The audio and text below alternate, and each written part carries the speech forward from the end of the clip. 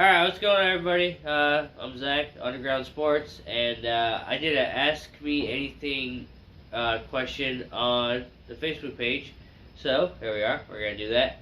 And we have Alex, my wife, who's going to ask the questions on your behalf.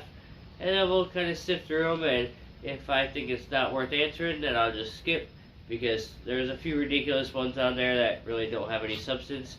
So, let's get going.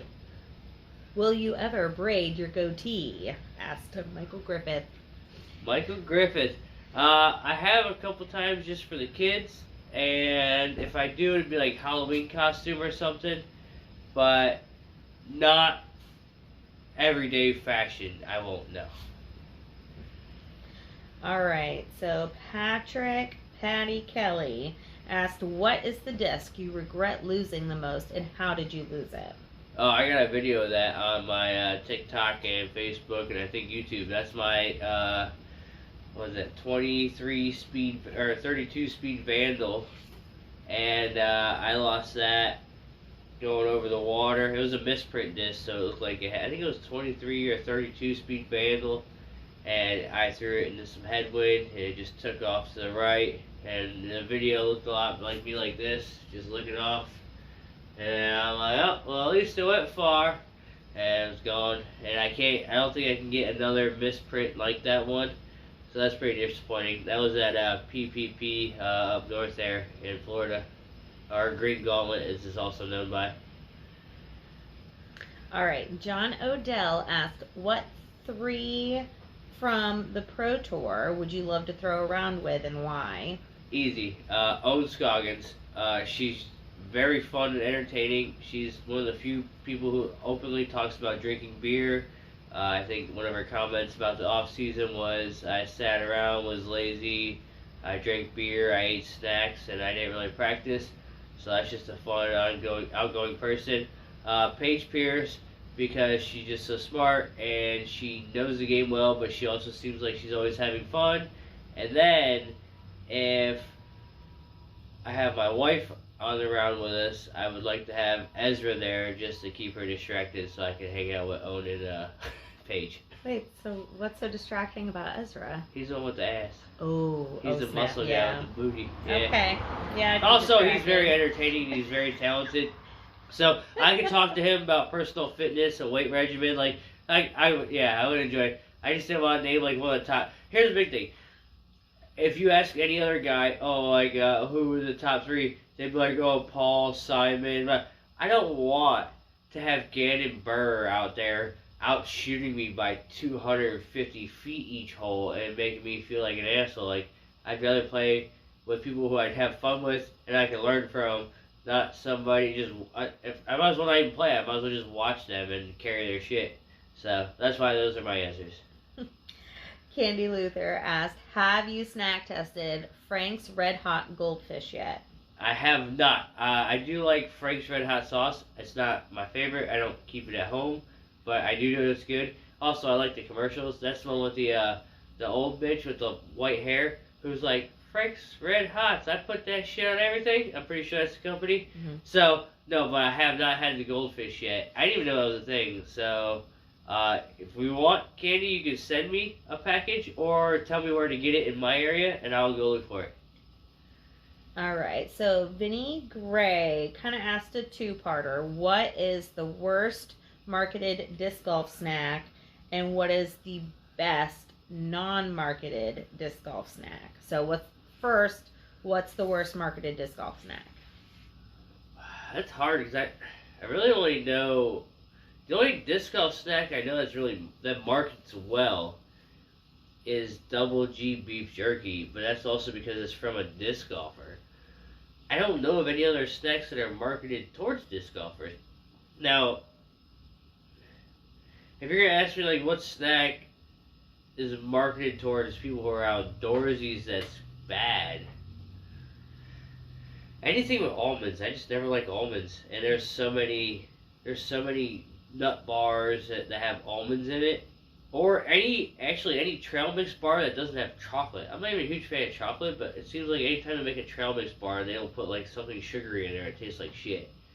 And the second part was, what's the best one? What's the best non-marketed disc golf snack? So probably what's the best thing you take out there so that nobody the talks thing about? I bring with me the most for disc golf tournaments and rounds is there's a single little sleeves. I think it's Planters Peanuts, and they have Sweet Heat. Those aren't that good, but it's the one that's just a heat on them, a little red label, and they're just like hot peanuts. And they give little sleeves that fit your pocket perfectly. They're like single serving, and you can finish one around. Especially for caddying, I love those. And then when I play, I keep a pack in my bag at all times. All right. So Lisa Brandel asked, "What is your favorite munchie to make for friends? I love smoking wings."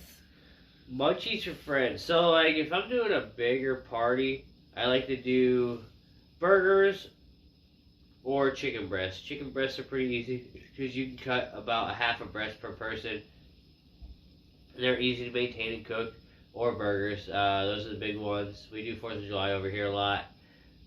And outside of that, if I'm not cooking on the grill, I'm pretty lazy and I just go to like Publix or Winn-Dixie and I get the big boxes of chicken and I'll go get like a potato salad and a macaroni salad. So I usually just go buy something like that if we're doing like for the game show. If I have Mike Griffith over, the few times we were rehearsing or learning the game show, and then the one time he came by to actually be on the game show, I was buying chicken from the Winn-Dixie down the street, macaroni salad and potato salad. All right. Pam Fowler asked, "What is the one thing you wish you knew when starting out playing disc golf?" I wish I knew that you shouldn't start playing with fairway drivers and drivers. You should start playing with putters and mid ranges only, and then don't worry about your score. Like, you can keep score, don't worry about it. And if you just started off playing with mid ranges and putters, you're way better off learning off of those than to picking 5 or 6 different drivers that you can't throw any of them, and then pretending like you're learning something. You're not. You're just randomly throwing discs that you can't handle. All right. Chris Harness asked, "If you could only give one disc to someone who has never played before in hopes they become the best player in the world, what would it be?" I swear by this disc, and I'll do it. I still to this day. A warship. I'll play a 1 disc round with a warship at Lamona, and I'll do better than what I do with my bag. A warship is a perfect glidey, off the tee, lot of touch. You can throw a little bit right, a little bit left, a little fade, a little turn. You push and point, and then this can go where it wants to go. And for the first time thrower, you really don't have to throw hard. You can just give it a little tuck at the end, and it's gonna take off forever. It's got like a 5 or 6 glide. It should have like an 8, but perfect disc. Perfect disc for a beginner is a warship. If you're gonna go buy 1 disc and play disc golf, buy a warship. All right. Bradley Skoronsky, if I pronounced that right, asks, "What type of beer is best?" Oh, that's Yingling. Oh, no, I can't lie to myself. Yingling is the best cheap beer, but I think as of today, my favorite beer is Blue Point Toasted Lager. It's basically the high class version of Yingling, and I'll leave it at that. Tom Hamilton asked, "Who's getting sponsored next or when?" Ooh, that's rough because we had Kyler, who, if he just played a little more, I might pick him up just because he got our Donnie, our logo, with the groundhog on the disc. He got it tattooed on him, so he'd be a good person to pick up. He's already forced to wear our advertisement all the time.